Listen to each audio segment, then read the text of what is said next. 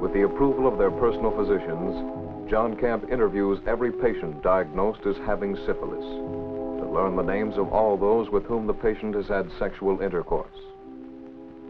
I appreciate your bringing your daughter down, Mr. Nedrick. The interview is confidential, though, so if you'll just take a seat in the hall. Yeah, I have a seat in the hall. I just brought her in to see if you could get it out of her. I can't find out what kind of trash she's been running with. Please take a seat in the hall, Mr. Nedrick. Oh, I'm leaving. You're welcome to her. She's no daughter of mine.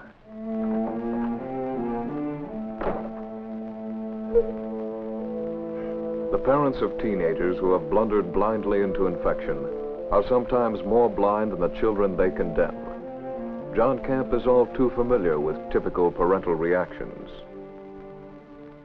It's that sex education they get in the schools. If my boy hadn't known about such filthy things, he wouldn't have got curious. And he wouldn't be sick. I didn't want him to find out. Not me nor his daddy told him nothing. But some other busybodies did. Oh, I'm surprised, all right. But only that he had the guts to do it. He's the biggest penny waste I ever saw. But I sowed my wild oats when I was a boy, but, well, I didn't think that kid of mine had it in him. Hey, look, I'm not going to preach at him. It's the church's job to preach. My husband and I can both tell you, it's not Junior's fault. It's all his fault. I just can't do a thing with him anymore. Confronted with those who have been judged, who come to him even under the best of circumstances, ashamed and afraid, John Camp acts neither as judge nor prosecutor. He is an investigator dealing with the facts. No, you didn't get syphilis from the toilet seat, Bill. You got it from sexual intercourse with somebody who had it. Now, these are the people that we have to talk about, for their protection as well as for yours. Nobody wants to talk, but because John Camp sees beyond the patient to the welfare of the whole community, he must make these youngsters realize their responsibility. All right, Bill. Now, what about your very best girl? There isn't any. I haven't got a best girl.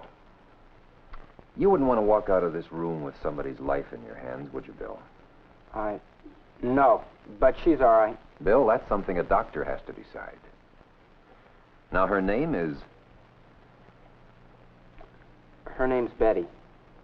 Her name is Mary. His name is Jack. Her name is Susan. Roberta. Bob. Joanne. The names are many, and there is usually more than one. For the patient must tell the names of all sexual contacts within the infectious period, if the chain of infection is to be broken. What makes John Camp's job more difficult and increases the danger to the community is the fact that there is sometimes no name at all. All right, Tom. Who else? Nobody. Just them. Just them and some girl at the ballpark. I didn't even catch her name. Well, where does she live? Who knows? It was a night game. We never got out of the park. Well, tell me what she looked like. Anything you can remember about her. Oh, she was just a pickup. She may be the reason you're sitting where you are now.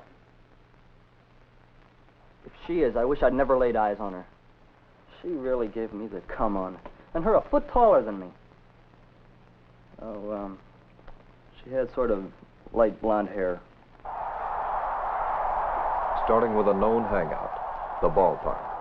With only a vague description of a girl, the field representative tries to find one of the known contacts of an infected person. And here, as with all other cases in Oakdale, he is successful in locating a potential source of syphilis. The tall, aggressive blonde.